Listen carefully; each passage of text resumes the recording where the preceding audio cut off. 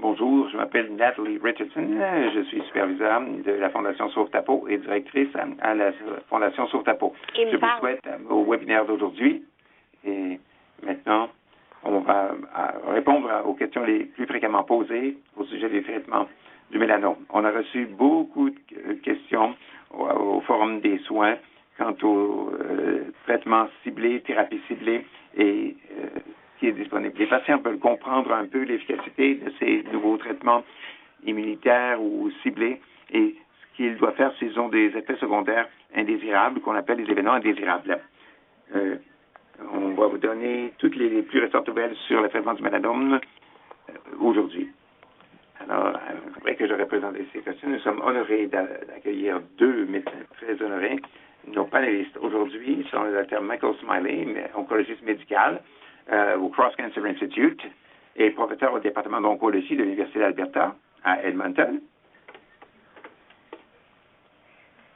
Et nous aurons aussi le Dr. Marco Iafola, oncologiste médical et professeur adjoint à l'Université de Toronto, et aussi responsable de soins génito-urinaires et cutanés à Brampton. Le Dr. Smiley et le Dr. Iafola vont nous donner un instantané du traitement du mélanome et des plus récentes tendances, et avec depuis l'invention de l'immunothérapie, à quoi les patients peuvent s'attendre lorsqu'ils reçoivent des traitements d'immuno-oncologie et comment gérer les effets secondaires indésirables qui pourraient se produire.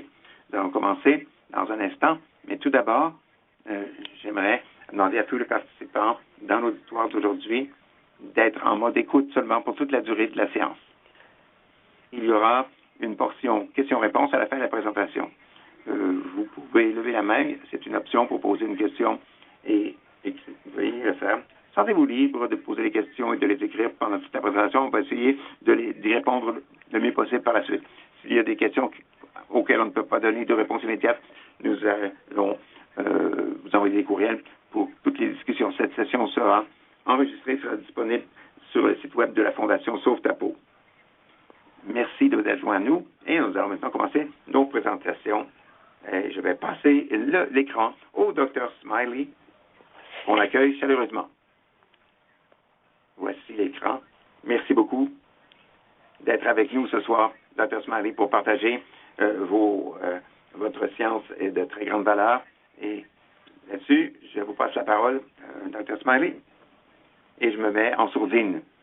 À vous la parole. Bonjour Nathalie, bienvenue à tous.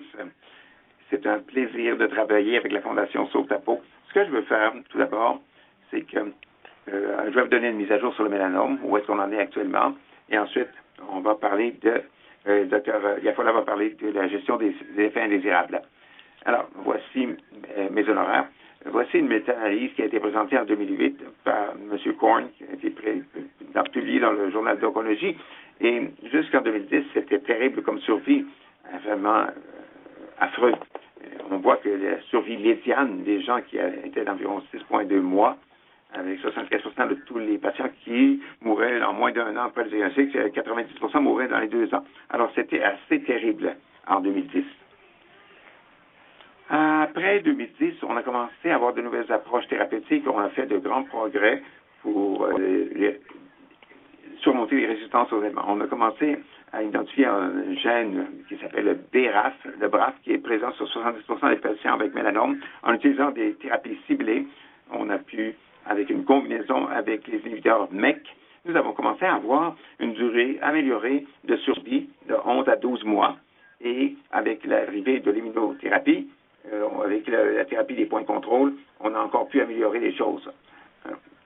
Tout ça a été découvert vers 1997 en fait, mais les premiers essais positifs sont seulement arrivés en 2010. Dans une méta-analyse qui a été présentée par Dirk Schellendorf, qui a combiné plus de 1800 patients ayant un mélanome malin, on a pu démontrer que la survie moyenne médiane d'environ 0,4 mois est améliorée. Mais dans l'ensemble, ce qui est encore plus impressionnant, voyez-vous, cette courbe de survie qui commence à atteindre un plateau après 3 ans. Alors, on s'est aperçu qu'après 3 ans, environ 22%, et à 5 ans, c'était rendu à 20% seulement. Donc, si les gens survivent pendant 3 ans, à ce moment-là, il y a une survie accrue. Et on a vu ça comme un traitement potentiel très intéressant. parce qu'il semble pas y avoir de récurrence du mélanome après 3 ans. Un peu de temps après, on a combiné une autre thérapie de point de contrôle qui avait été découverte en 1992 par Congrove, et on s'est aperçu qu'avec un suivi de 5 ans, qu'on voit ici, dans cet essai, on a vu que le taux de survie de 5 ans était rendu à 38,7%. On a passé d'un taux de 5%, de 5 ans de 5%, on est passé de 5% à 40% de taux de survie après 5 ans, avec le pindrosulimab. Si on regarde le dabrafenib et la survie après 5 ans, avec la thérapie ciblée, c'est plus près 35%. C'est très semblable aux 38% qu'on a vu avec l'autre médicament. Alors, 35% des patients qui ont 3 différents régimes de développement ont une assez bonne survie à long terme. On a parlé de cette révolution du mélanome entre 2010 et 2015.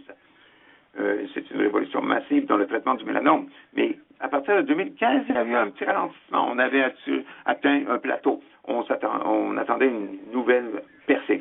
Il y a 2 thérapies efficaces. La question qu'on se pose tout le temps et que je ne suis pas arrivé à répondre, est-ce qu'on fait de la thérapie ciblée et on fait plutôt de l'immunothérapie? Comment décider lequel des deux on choisit?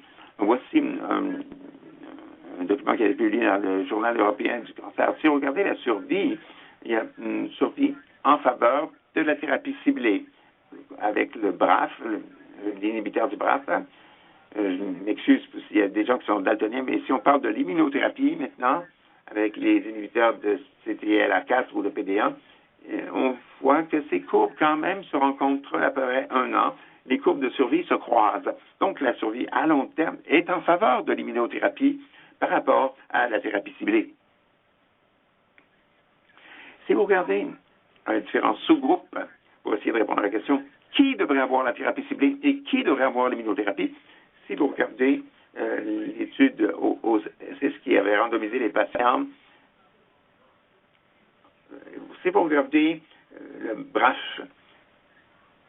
mutant, si vous avez un taux de survie après 5 ans de 60%, avec la thérapie combinée, 46% avec le Téléon, le taux de survie est quand même toujours en faveur de la combinaison de l'immunothérapie, mais la différence n'est pas aussi marquée que dans la population des BRAF mutants. Si on examine maintenant des patients qui ont une lacticodésodéginase normale, le LDH normal, on a vu un LDH quand même 1,5 fois la normale. On a des résultats quand même assez divisés quant au pronostic pour les gens qui ne répondent pas bien à la thérapie. Les gens qui ont un LDH normal ont encore une meilleure survie en faveur toujours de la combinaison d'immunothérapie combinée avec un taux de survie après 5 ans qui est toujours favorable à l'immunothérapie. Si vous regardez le LDH, 2 fois la limite supérieure normale, vous voyez que pour des taux normaux, 55%, après c'est 2 fois plus, et ça diminue à 28% si vous avez 2 fois la normale, la limite supérieure. Donc, il y a beaucoup plus de patients qui ont quand même un bon taux de survie, mais s'ils ont des taux de LDH très élevés.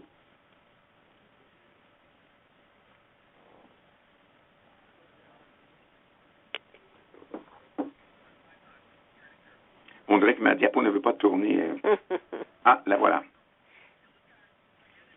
Si on se divise en sous-groupes, si vous regardez les gens qui ont un LDH normal, avec moins de 3 organes affectés, vous voyez 3 sites. Vous voyez que 2 tiers des gens sont encore en vie après 5 ans, 64%, avec l'immunothérapie combinée, et 58% avec le CD1 seul. Si vous regardez le groupe qui a un LDH surélevé, on voit que la survie après 5 ans est de 32% pour l'immunothérapie. Quand on parle de la thérapie ciblée, on regarde la survie globale.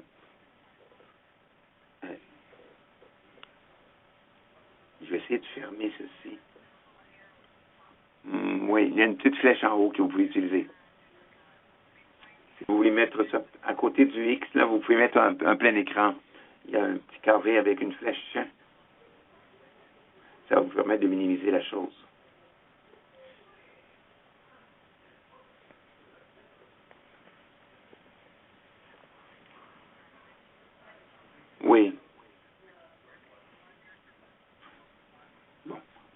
survie après 5 ans avec dabrafenib plus trametinib est de 43 par rapport à les gens qui ont un LDH élevé. Ça diminue à 16 de survie après 5 ans. Donc, il y a quand même de bons résultats à long terme, même pour les gens qui ont un LDH élevé.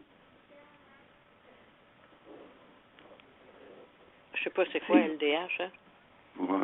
Regardez, les patients qui ont un lactodéshydrogénase normale, c'est avec la thérapie combinée, on voit une thérapie, un taux de survie après 5 ans de 55 assez impressionnant. Presque 2 tiers des patients survivent après 5 ans, même s'ils ont des taux de lactodéshydrogénase élevés, LDH élevé. Encore une fois, avec un LDH normal, avec moins de 3 organes affectés. La prochaine question qui vient à l'esprit est la suivante. Si je peux changer rapidement la diapo, on dirait qu'il y a un petit ralentissement.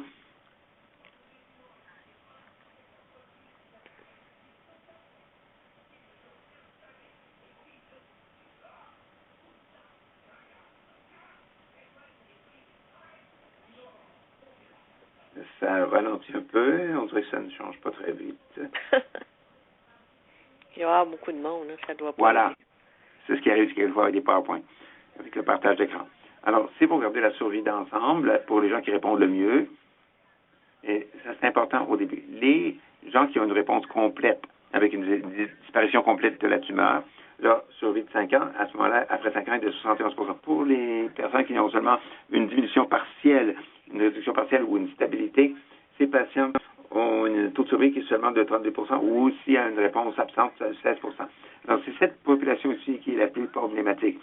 Si les gens qui ont une thérapie ciblée qui ne répondent pas très bien, il faut peut-être les transitionner à l'immunothérapie avant qu'ils deviennent immunorésistants.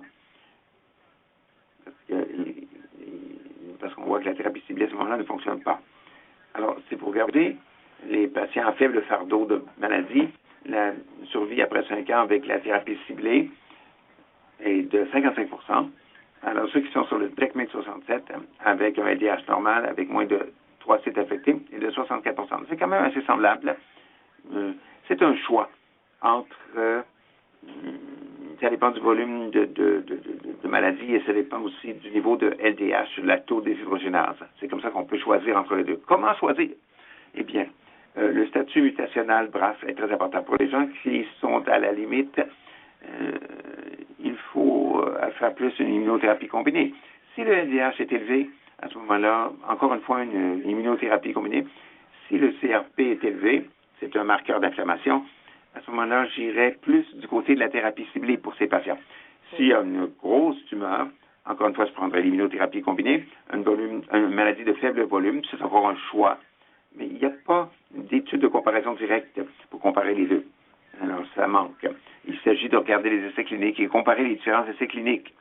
Pour certains patients, des fois, ceux qui préfèrent oral plutôt que intraveineuse, ça influence aussi. Et c'est la toxicité aussi qui peut avoir une influence, surtout si on parle de l'immunothérapie combinée.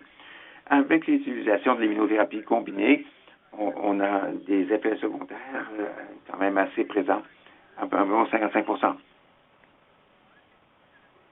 On appelle ce qu'on appelle ipilimumab ou ipi-light. Alors, on donne une plus petite dose d'ipilimumab. C'est le Checkmate 511. On a regardé ce qu'on appelle ipi-light avec une dose plus faible d'ipilimumab. On a comparé avec la dose standard. Cette étude a comparé les effets secondaires. On voulait comparer l'incidence des événements indésirables avec ces deux différentes doses. Il y a eu taux de réponse et survie globale. Malheureusement, ce essai clinique n'est pas encore complet. Il exige un très grand nombre de patients. On a fait une étude à double insu entre la dose standard et la dose affaiblie. Et on a fait aussi un autre essai avec étiquetage ouvert. Voici le taux de réponse qui était quand même assez semblable entre le Ipi-Light et la dose standard. Un peu plus élevé avec la dose standard qu'avec la dose affaiblie. Mais si vous regardez cette diapo, on voit que c'est assez semblable. Le Ipi-Light a quand même atteint une réduction de volume de 41,3. C'est un peu mieux avec la dose standard quand même, à 55,9. Mais si on regarde la survie d'ensemble, les deux courbes se chevauchent et quand on regarde la survie globale, on voit qu'il n'y a pas de différence statistique selon les différentes doses. Malheureusement, cette étude n'a pas la puissance nécessaire pour examiner la survie globale. Si on parle de la toxicité est 2 fois moindre avec la dose affaiblie. Donc, c'est un grand avantage. Qu'est-ce qu'on fait avec les patients pour lesquels l'immunothérapie ne fonctionne pas? Si vous regardez cette courbe avec le Combi-V, le Checkmate 067, vous voyez que la majorité des patients ont quand même une résistance primaire ou une résistance acquise. Quand même, la plupart des patients obtiennent cette résistance. Alors, on sait que les résistances est multifactorielle. Et voici un diagramme qu'on appelle un immunogramme qui est présenté par Pitt dans le journal Immunité, dans la revue Immunité. On sait qu'il y a une interaction entre le micro-environnement de la tumeur et d'autres facteurs comme l'âge avancé, les infections antérieures, l'immunosuppression, le tabagisme et d'autres facteurs génétiques, ainsi que certains facteurs environnementaux comme le régime alimentaire et le microbiote, qui peut être défavorable, et certaines autres conditions comme l'obésité et le diabète jouent un rôle également. Alors, on peut manipuler les choses dans l'immunothérapie. Parce que les cellules tumorales peuvent essayer d'échapper, empêcher le système immunitaire de détruire le cancer. Alors, on va avoir des cellules qui se déplacent dans la tumeur et qui créent un environnement immunosupprimé favorable au cancer. Ça qu'on fait une régulation vers le bas de l'expression microhistologique et on peut libérer un ensemble de facteurs immunosuppresseurs comme l'interleukine 10 et la prostaglandine. Comment surmonter cette résistance au traitement causée par la tumeur? Et c'est là un domaine de recherche très actif actuellement. On peut regarder des thérapies de blocage par point de contrôle immunitaire, où on peut utiliser des combinaisons de différentes thérapies de point de contrôle pour essayer d'avoir un effet plus grand. Et on appelle les inhibiteurs de IDO, où on a essayé de manipuler le micro-environnement de la tumeur avec le tryptophane, par exemple. On sait que le tryptophane, c'est un immunosuppressant qui apparaît très tôt et dans les cellules tumorales. Les cellules tumorales augmentent une enzyme qui s'appelle IDO qui va briser le tryptophane. Si on a un appauvrissement en tryptophane, on a un environnement immunosupprimé. On a fait des essais qui semblaient prometteurs, mais les essais de phase 3 ont été un échec. On peut aussi essayer d'améliorer l'immunogénicité de la tumeur avec différentes radiothérapies, chimiothérapie ou un médicament qui s'appelle le 5-AZA. Et finalement, on utilise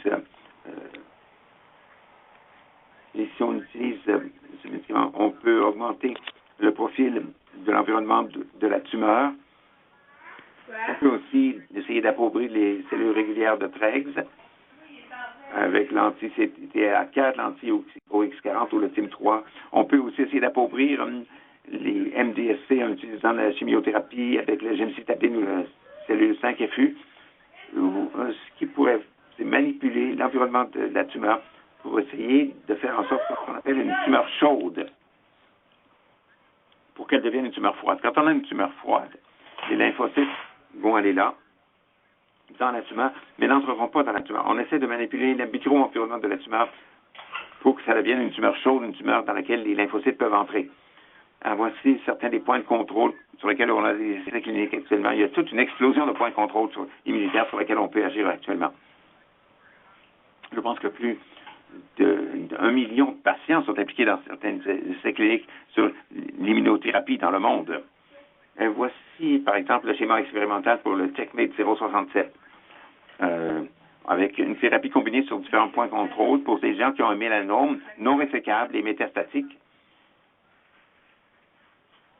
On a essayé le niveau avec IPI ou niveau avec un placebo, etc. Cette étude, malheureusement, a examiné la différence dans le volume A et B par rapport à le niveau luminal seul. Il n'y a pas eu trop de différence entre les deux bras. Tout le monde voulait voir que la combinaison était meilleure que le niveau seul. Mais il n'y a pas eu assez de temps pour faire une analyse descriptive. On va comparer les différences entre ces deux bras. Si on regarde la survie globale, on a maintenant 5 ans de survie. On a les taux de survie globale en 2019. Pourquoi qu'on a survie à 5 ans maintenant? C'était 5% seulement en 2008. Voyez-vous, maintenant, 52% avec l'immunothérapie, 44% avec la thérapie ciblée. Alors, voici un cas, par exemple, que nous avons eu.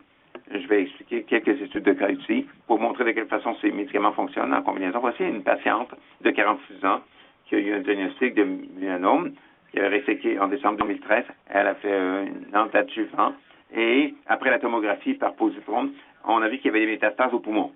Elle a commencé le nivolumab en mars 2016 avec 9 cycles de nivolumab et en juin 2016, il y a une masse qui est apparue dans son sein droit qui a été confirmée comme étant un mélanome à la biopsie. Et on a fait ensuite il y a eu une effusion pleurale. Elle avait des métastases au péritoine et des possibilités de métastases dans les surrénales. Alors, elle a été référée à Edmonton pour un essai possible. On a fait une tomographie par ordinateur qui a montré un cerveau solitaire. On a fait un IRM qui a montré 2 métastases intracrâniennes et elle avait aussi des maladies leptoméningielles focales, donc elle ne pouvait pas être opérée de façon chirurgicale. Alors, si vous aviez un diagnostic de cette maladie leptoméningiale, on n'avait pas d'espoir auparavant. Mais en juillet 2016, il y a un cathéter pleural qui a été inséré et ensuite on a fait un traitement à l'ipilimumab. Et souvenez-vous que cette patiente était réfractaire à la thérapie de TD1. Voyez-vous, son cerveau et une grosse effusion pleurale au poumon. Et à la fin de septembre 2016, elle avait une réponse complète au traitement. Et elle a maintenant plus de 4 ans depuis qu'elle a commencé le traitement. Et elle demeure quand même libre. Donc, il y a des patients qui peuvent progresser. Il y a certaines merveilles qui s'opèrent avec la combinaison. Le truc maintenant, c'est d'essayer de voir comment les faire répondre. La chimiothérapie est aussi testée. Ça peut améliorer l'immunité tumorale. Mais si on peut éviter les agents endotoxiques. Quand on pense à la chimiothérapie, on peut choisir certaines tumeurs qui sont plus susceptibles à la chimiothérapie. Alors, avec le mélanome, la chimiothérapie, souvent, n'atteint pas le seuil immunitaire, comme on appelle.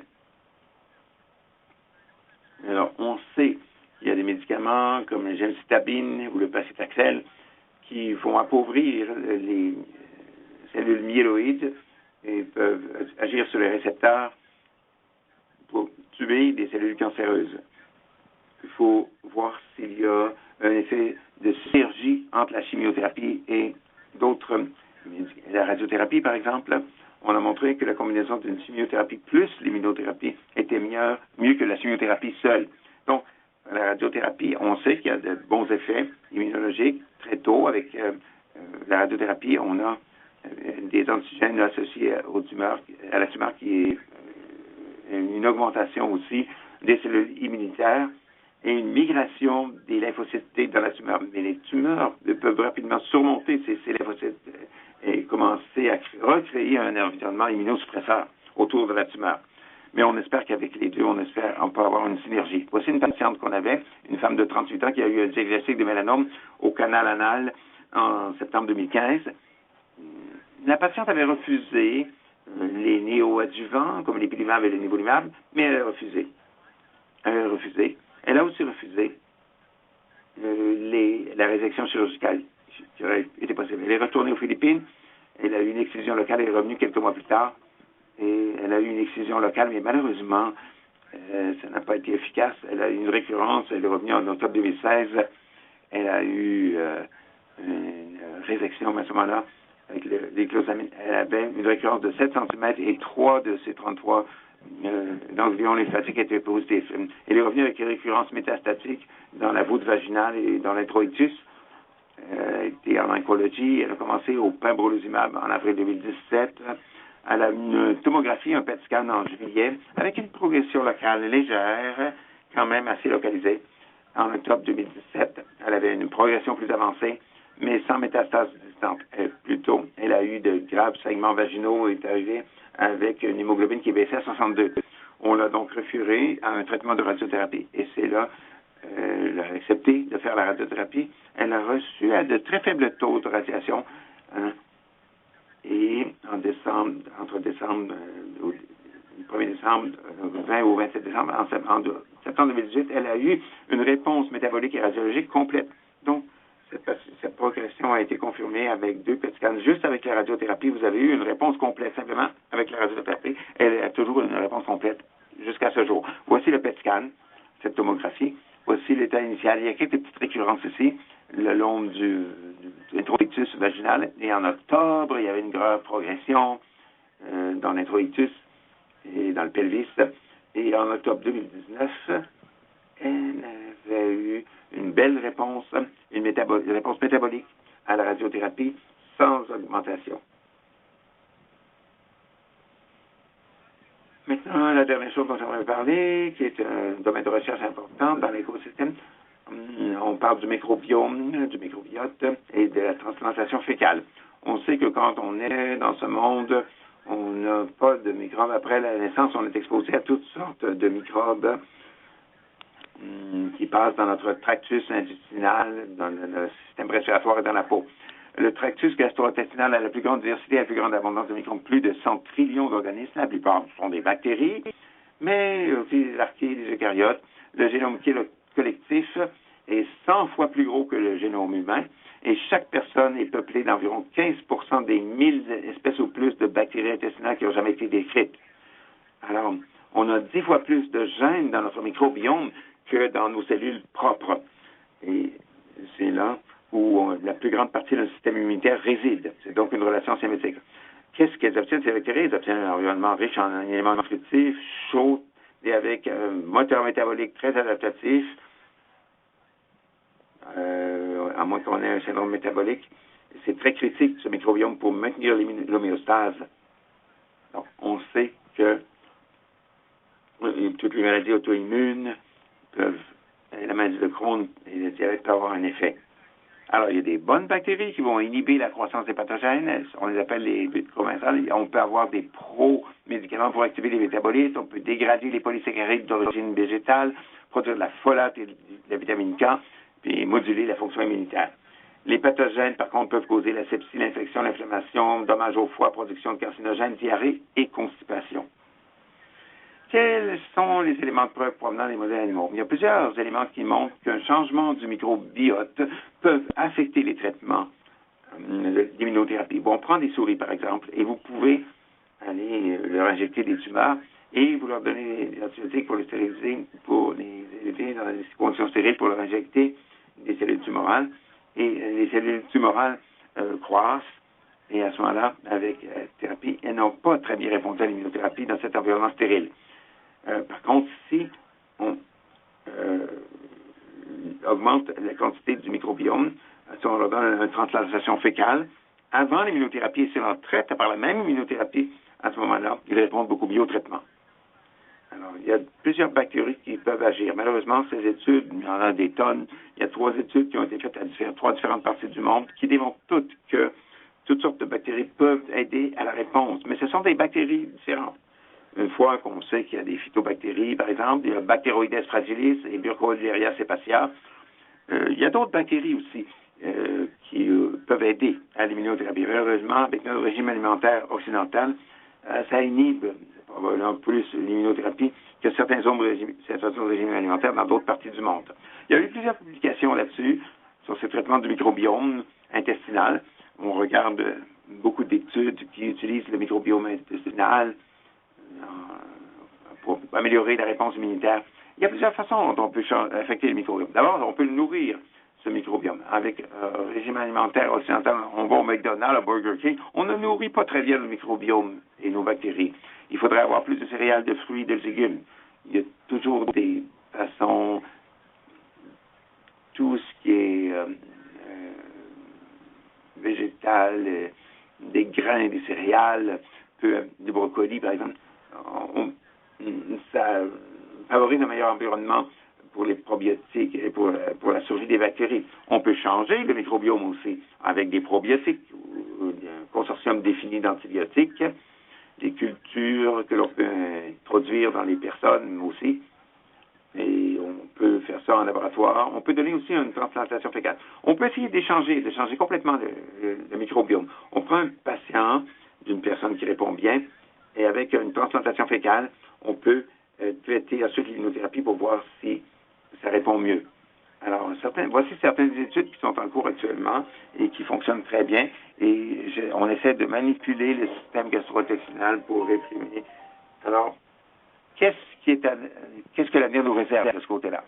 Alors, les carcinogènes ici, le cancer est très, très compliqué. Et on voit ici qu'il y a tout un ensemble de médicaments que l'on peut essayer d'utiliser pour changer le microbiome et affecter la présentation des antigènes. Par exemple, les stimulateurs, activateurs immuns, LRP3, avec certains récepteurs, avec des virus oncolytiques qui détruisent le cancer, qui sont révélés efficaces. Et ça modifie à ce moment-là le microbiome. Et maintenant, les études étudient la possibilité de vaccins. On peut essayer d'altérer le stroma en bloquant les effets stromo-inhibiteurs avec le CCR2 ou le CCR5.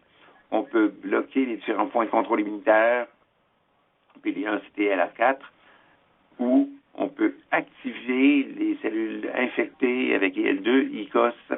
Et un des médicaments qui est très intéressant, à mon avis, c'est le CSF1R. Quand vous avez un développement de tumeur,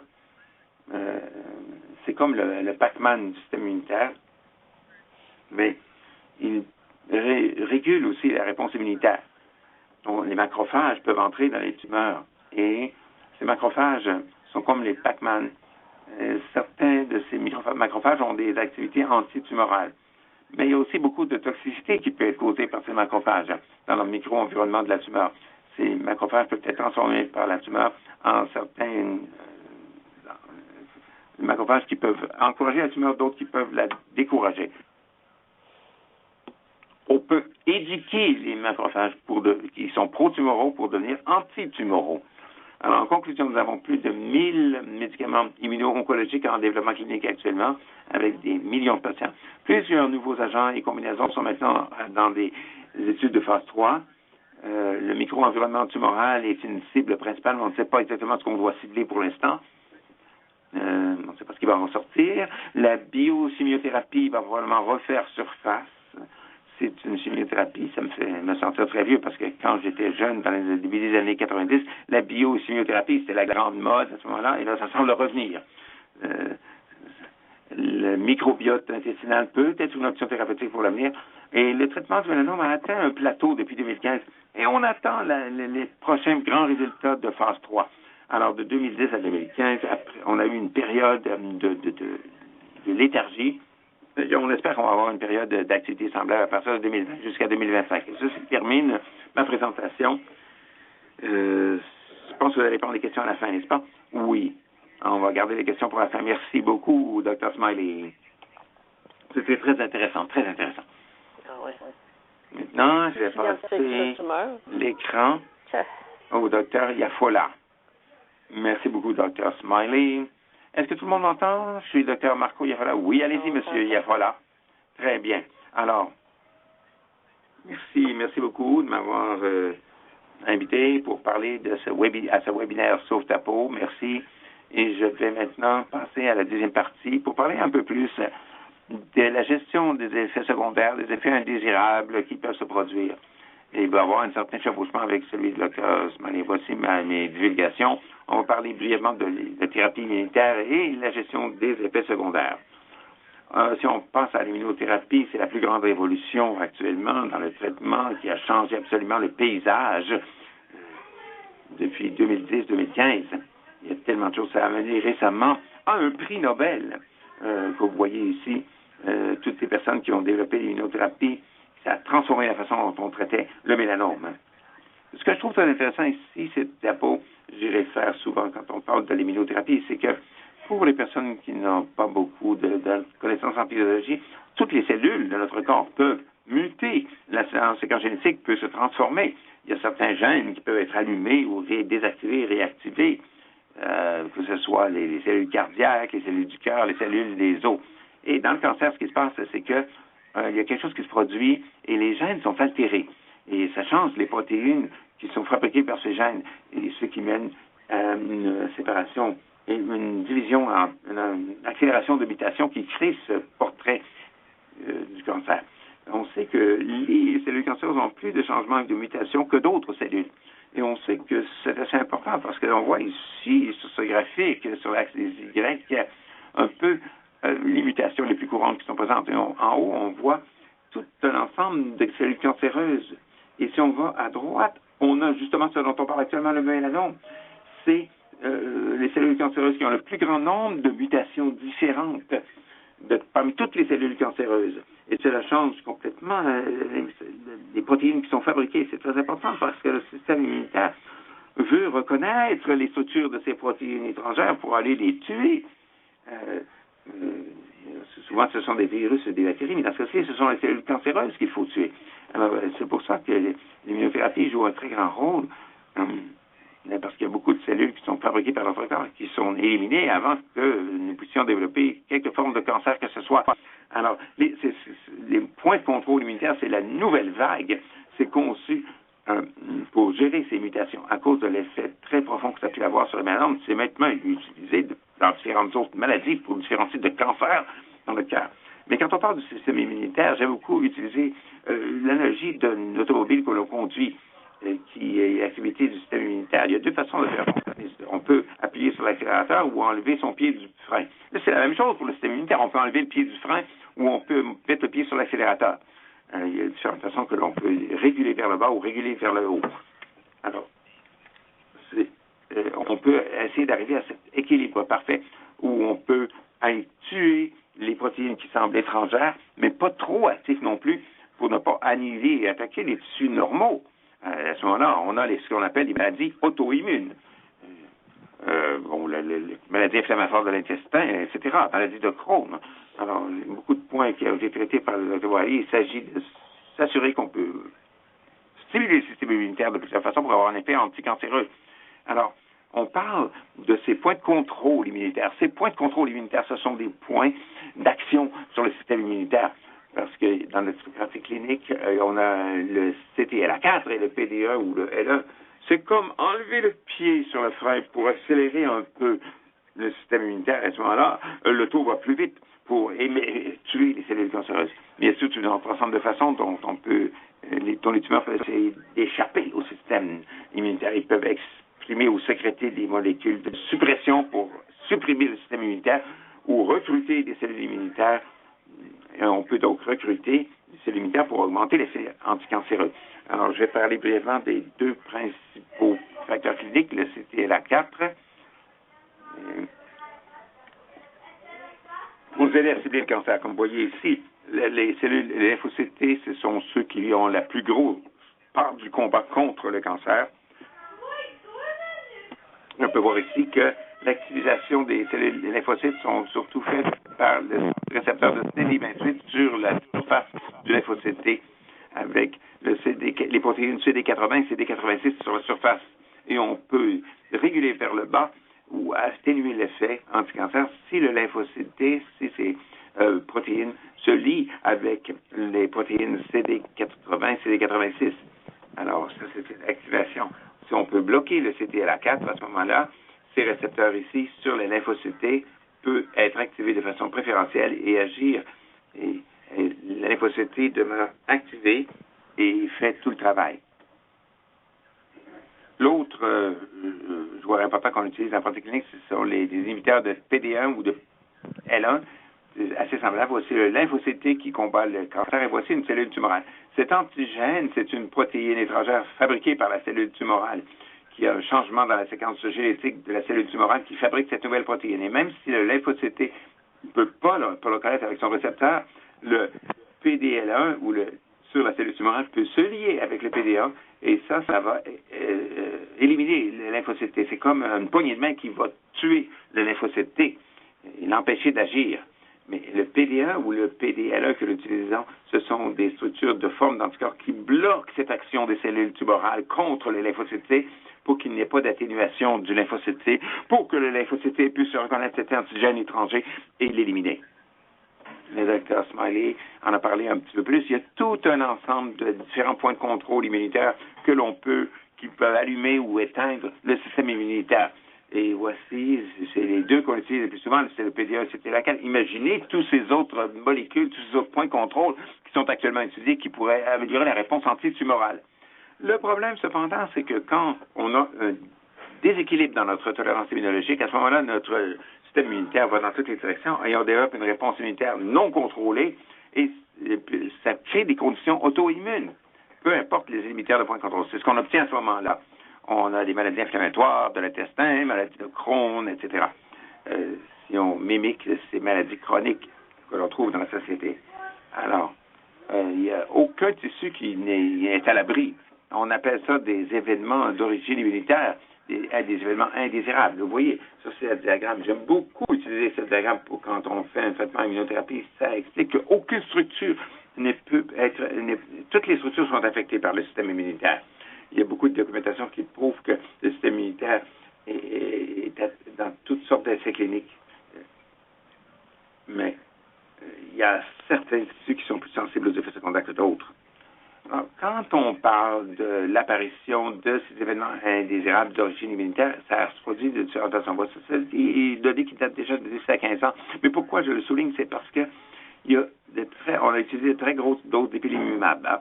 Quand on parle de la toxicité de la CTLA4, comme le nivolumab, par exemple, qui est un inhibiteur de TPD1, l'ipilimumab est beaucoup plus toxique. Et comme le disait le Dr. Smiley, quand on parlait des différentes doses, on parle de 1 mg d'ipilimumab ou 3 mg par kilo.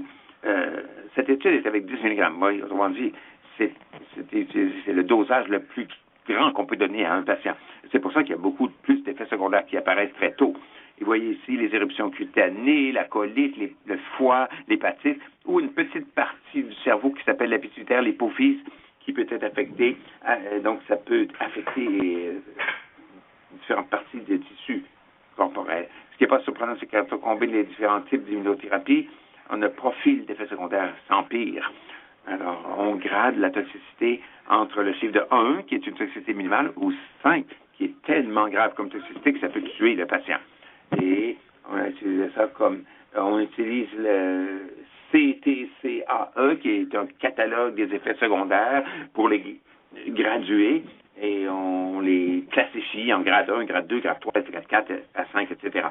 Et vous voyez ici, avec l'ipilimumab, la toxicité à 27%, et nivolumab, 16%, ou la combinaison des deux, il y a une synergie, 55%, beaucoup plus d'effets secondaires lorsqu'on a des traitements de thérapie combinés. Mais nous savons que dans tous les différents types de tissus, les immunothérapies combinées, c'est ce qui produit le plus d'effets secondaires. On a par exemple différents types de pneumonites d'origine immunitaire, l'entérocolite, l'hépatite d'origine immunitaire, la néphrite, la dermatite, les neuropathies, c'est les différents nerfs, et les endocrinopathies qui affectent toutes les glandes endocrines. Ce sont les glandes, y compris les hormones de la glande pituitaire. Tout ça peut être affecté. Je ne vais pas vous lire ça en détail, mais essentiellement, quand on passe de l'ipilimumab ou le TD1 ou jusqu'au niveau plus épais, on voit que la sévérité est beaucoup plus grave lorsqu'on combine. C'est beaucoup plus grave sur les différents tissus. Ce qui est clé, c'est de suivre les effets secondaires très tôt. La vigilance du médecin est très importante. La vigilance du clinicien, la vigilance du patient aussi, qui doit être conscient d'avoir des bonnes informations et nous contacter s'ils sont inquiétés pour qu'on puisse intervenir tôt. On pourra à ce moment-là classer la toxicité, avoir des meilleurs résultats et vous aurez plus la chance de maintenir à ce moment-là le traitement au lieu d'être obligé d'abandonner complètement le traitement à cause des effets secondaires.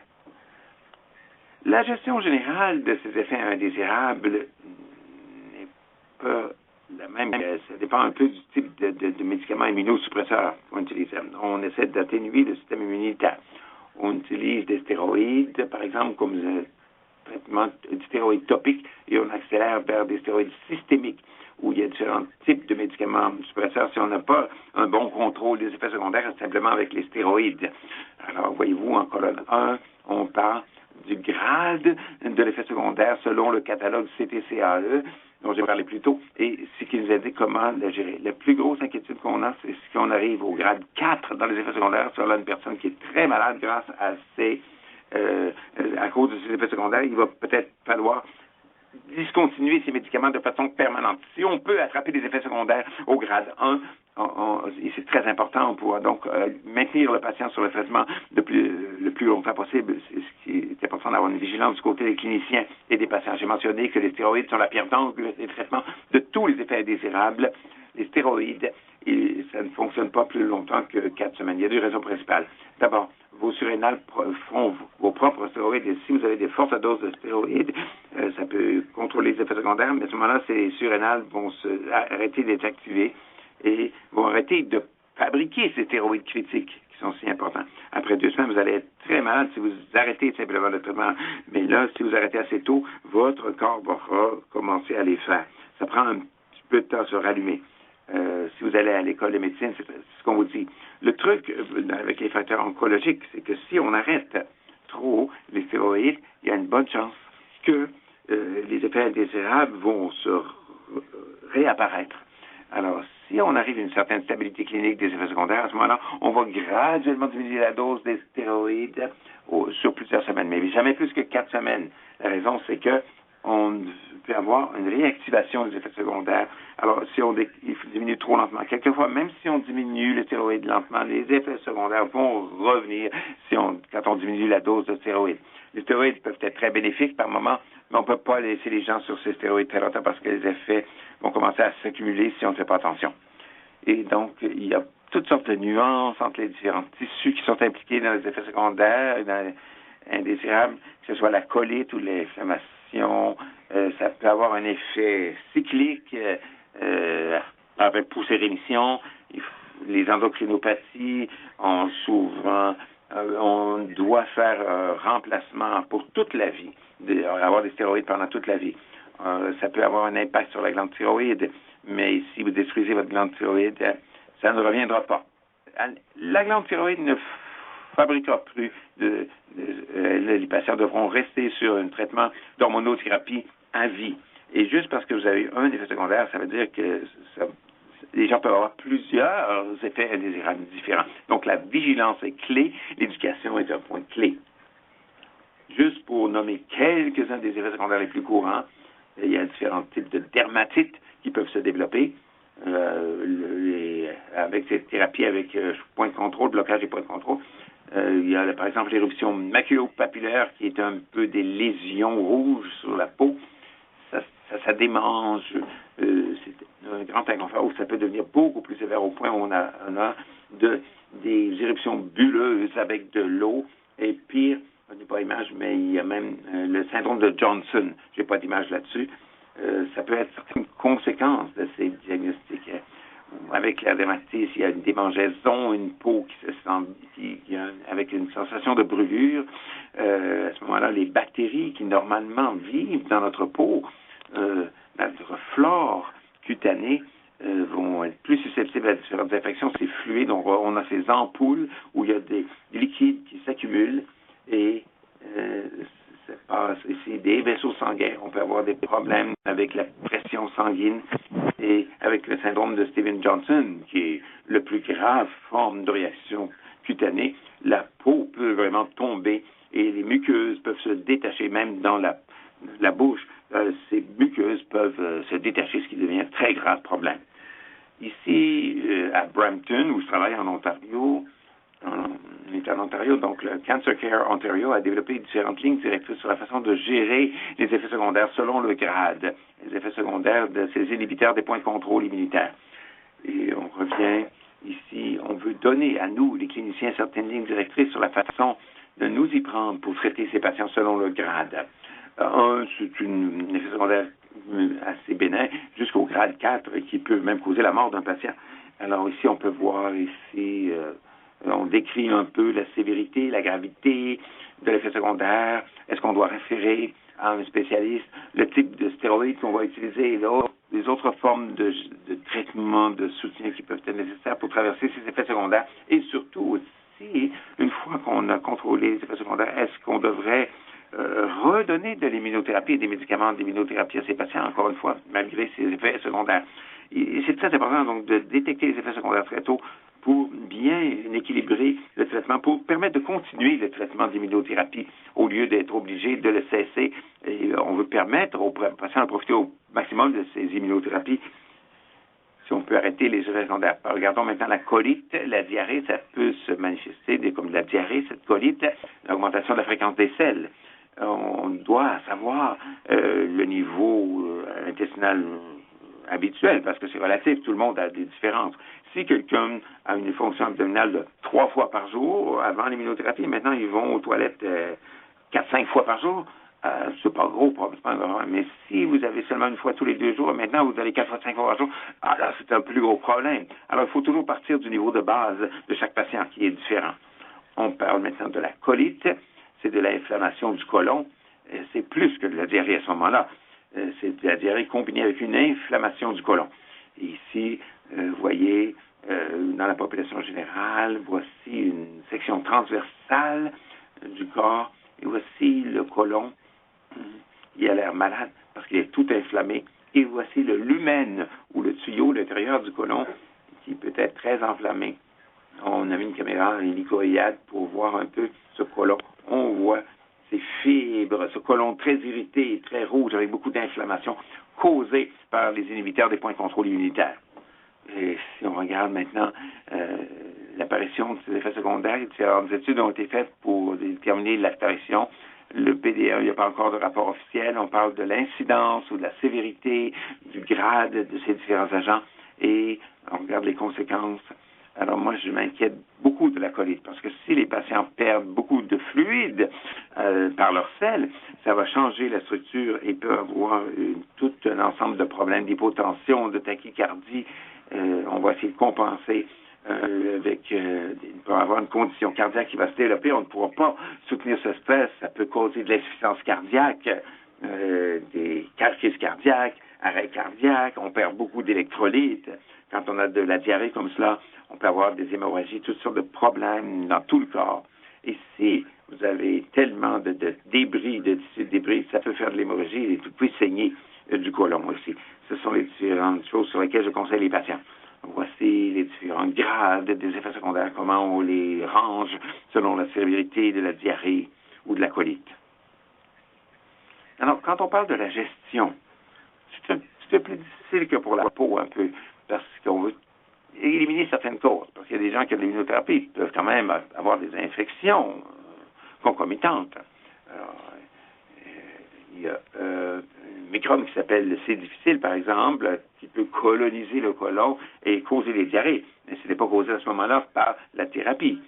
Alors, c'est pas l'immunosuppressant va inhiber cette infection. Et il faut s'assurer qu'on élimine la possibilité de cette infection aussi difficile. Il faut s'assurer qu'on fait une culture des selles pour voir si ce n'est pas une des possibilités.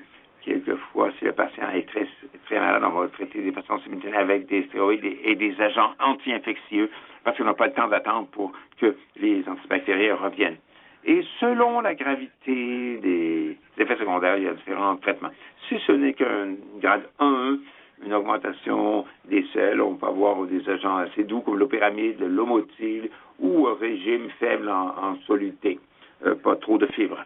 Quand ça devient plus sévère, tout de suite, on va se mettre sur les stéroïdes avec du prénisone ou de la méthylprénisolone, ou on donne aussi une consultation avec nos collègues gastro-intestinaux, nos gastro-entérologues, et si ça ne fonctionne pas, on va escalader pour avoir des médicaments antidépresseurs comme l'infliximab. Et encore une fois, les lignes directrices du Cancer Care Ontario nous indiquent comment gérer et prendre en charge certains effets secondaires. Je regarde l'horloge actuellement parce que je ne veux pas dépasser le temps. Si on parle du foie maintenant, l'hépatite, l'inflammation, la plupart des patients d'habitude sont asymptomatiques. On fait une vérification sanguine pour voir la prochaine dose d'immunothérapie et on regarde une élévation des enzymes hépatiques. Si on n'a pas vos cellules hépatiques commencent à augmenter le flux d'enzymes qui sont plus fréquentes dans votre flux sanguin. Et les conséquences pour les patients peuvent être nombreuses. Vous savez, le foie est un organe remarquable avec plusieurs fonctions. Il y a de la bilirubine, par exemple. Ça, c'est le brun que l'on voit qui colore les selles. On peut avoir une jaunisse, c'est-à-dire un jaunissement de la peau, le jaunissement des yeux. Très important pour réguler le foie est très important pour réguler le niveau de glucose. On peut avoir une hypoglycémie, vous devenir très malade. Et on fabrique une albumine, ce qui peut augmenter et diminuer votre pression sanguine. Et ça n'ira pas dans les tissus. La pression sanguine va diminuer, le battement cardiaque va augmenter, vous allez avoir un édème, d'habitude de différente gravité. Le foie fabrique aussi des facteurs anticoagulants. Votre foie élimine beaucoup de toxines. S'il ne fonctionne pas correctement, les toxines se ramassent dans le cerveau, ce qui cause, les gens deviennent très confus et très malades avec une encéphalopathie. Encore une fois, la prise en charge hépatique dépend toujours de la sévérité du grade de l'effet secondaire. Parlons maintenant de la glande thyroïde. C'est un effet secondaire très courant. Encore une fois, on fait des analyses sanguines de routine pour vérifier le niveau de la fonction thyroïdienne. Et ce tissu est peut-être détruit. Si ce tissu de la glande thyroïde, les patients doivent en arriver avec un appauvrissement thyroïdien. Ce qui se produit d'habitude, c'est que quand la thyroïde est détruite par le système immunitaire, certaines des flores sont libérées avec beaucoup d'hormones pré-thyroïdiennes qui se retrouvent dans le sang et ça libère beaucoup d'hormones thyroïdiennes. Alors, les patients ont une hyperthyroïdie transitoire avec des tremblements, chaleur, et peu de temps après, il y a un effondrement des hormones thyroïdiennes et ça passe à une hypothyroïdie qui ne revient jamais. Et c'est là où on commence à avoir des suppléments thyroïdiens avec l'hypothyroxine d'habitude. Encore une fois, voici les lignes directrices de gestion, de prise en charge pour l'hypothyroïdie ou pour l'hyperthyroïdie. Je ne veux pas insister, mais ça fera plaisir de partager ces diapos si vous êtes intéressé. Chose très peu courante, mais également très grave, c'est ce qu'on appelle l'hypophysite. C'est une inflammation de la glande pituitaire, d'une toute petite glande ici, qui est la glande de contrôle de toutes les glandes, qui gère toutes les hormones du corps et toutes les glandes endocrines. C'est ce qui stimule nos surrénales, nos thyroïdes, etc. Alors, si le système immunitaire décide d'attaquer cette petite glande pituitaire, beaucoup d'autres hormones ne seront plus fabriquées par le corps. Et, il faut à ce moment-là référer à un endocrinologiste, un endocrinologue pour gérer tout ce déséquilibre hormonal. Et si vous avez ces lignes directrices, voyez, qui nous guident en tant que cliniciens sur la gestion des patients qui souffrent de cet effet secondaire de l'hypophysite. Pour répéter maintenant, l'éducation, la prévision est un point clé. La prévention, il faut détecter tôt et traiter tôt. Parce que si vous pouvez le faire correctement, on peut donner aux gens un meilleur contrôle anticancéreux. Juste pour, je vais passer ces diapos pour sauver du temps.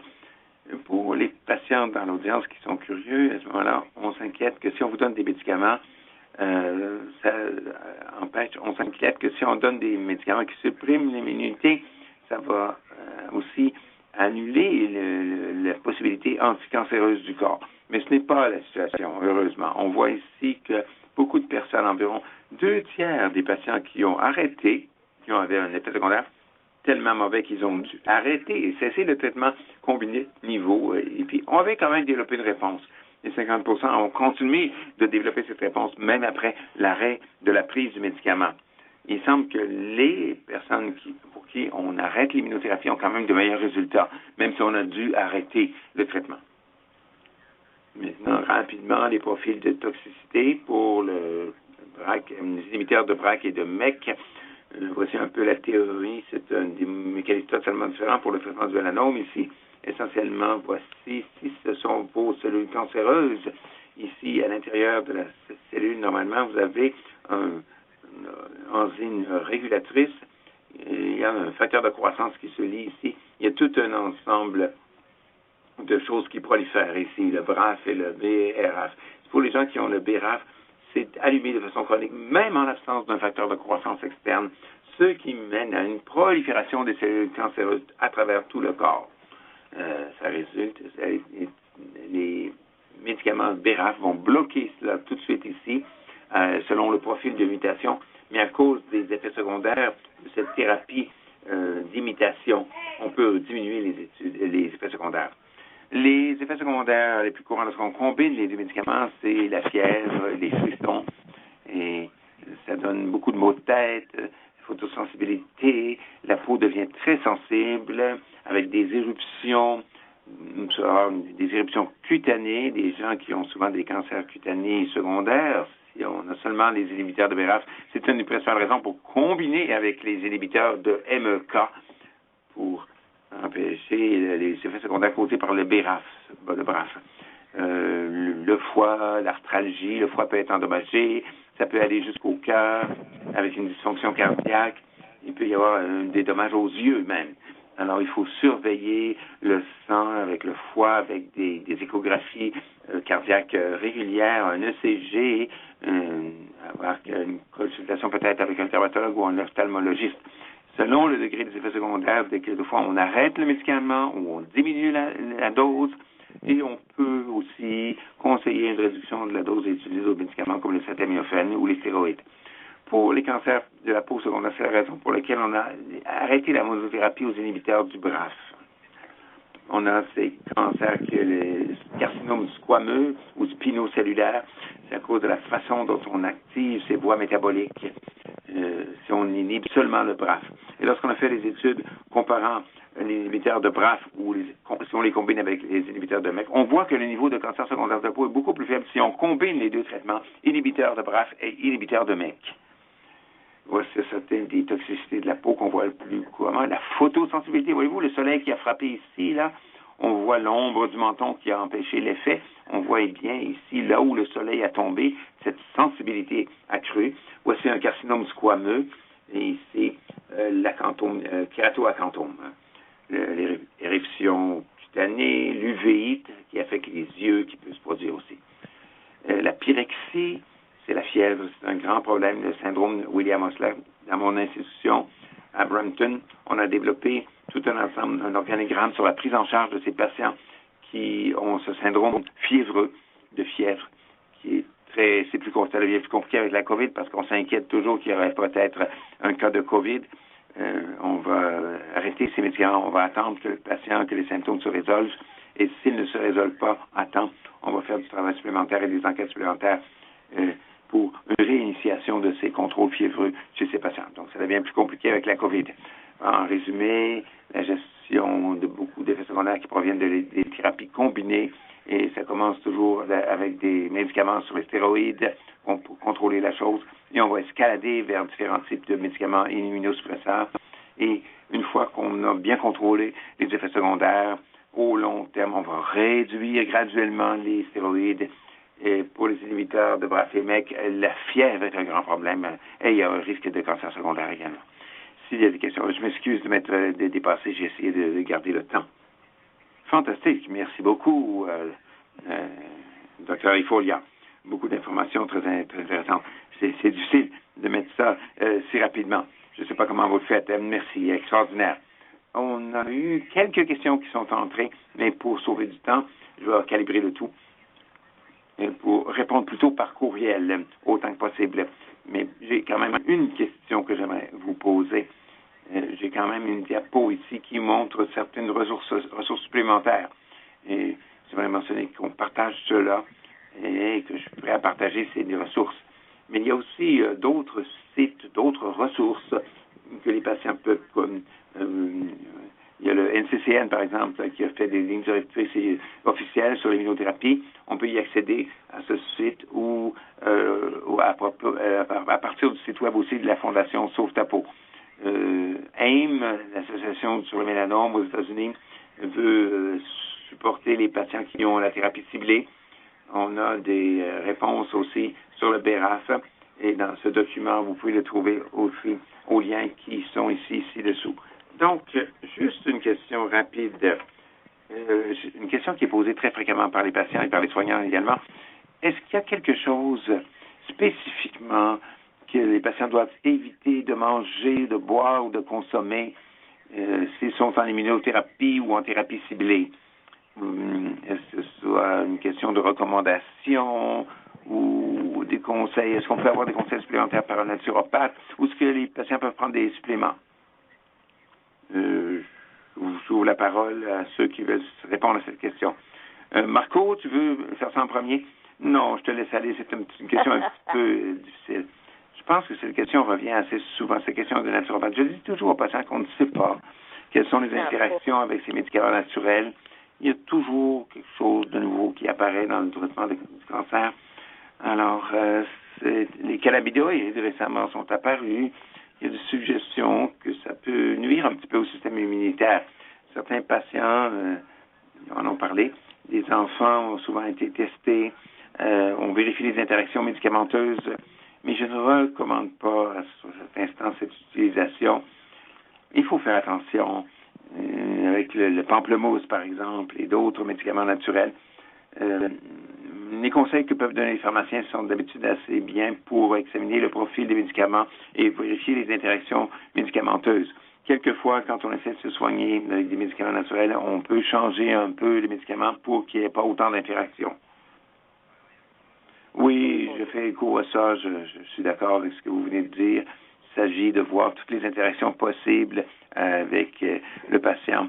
Parce qu'il y a un risque de problèmes hépatiques avec l'interaction avec l'alcool, le cannabis ou certains médicaments anti-inflammatoires qui peuvent être dans le portrait. Alors, ça peut interagir avec les enzymes hépatiques du patient, ce qui peut nuire à certains médicaments anticancéreux. Intéressant. Merci. Merci beaucoup. Et comme j'ai mentionné, pour gagner du temps, on va revenir aux réponses des autres questions. Les questions ont souvent été répondues par vos présentations et on pourra donner des compléments et laisser savoir aux gens que s'ils ont des questions supplémentaires, ils peuvent les poser et on va leur revenir. J'aimerais vous remercier beaucoup, beaucoup d'avoir partagé ce que vous comprenez avec nous, votre science et vos connaissances. Et bien sûr, merci de tous vos présentations. De la part de tous vos patients, on vous est très reconnaissant. Bienvenue. De rien, merci à nos patients qui ont participé à ce webinaire. J'ai mentionné que c'est enregistré, ce sera disponible pour être visionné plus tard sur le canal YouTube à partir de demain. S'il y a d'autres questions qui ont surgi, sentez-vous bien libre de contacter Nathalie à la fondation SaveYourSkin.ca. Merci à tous d'avoir regardé ce webinaire et nous terminons maintenant ce webinaire. Merci, au revoir. Au revoir.